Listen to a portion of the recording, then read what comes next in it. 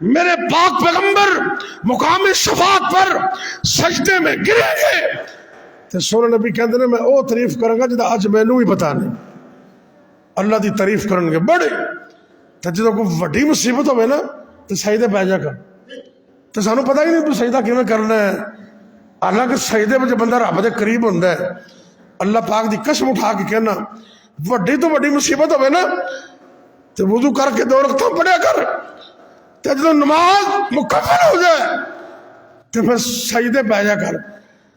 تے اللہ نو آکھیا کر اللہ سجدے جو ادوں ہی اٹھا گا جدوں دعا قبول کر لے اللہ دی قسم رب سن لے قیامت کو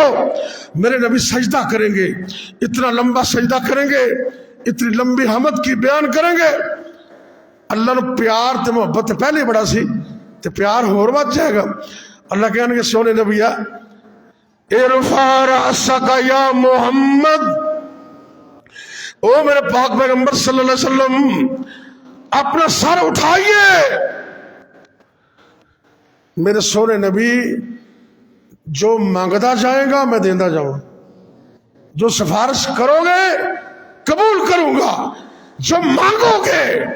عطا کروں گا سل توتا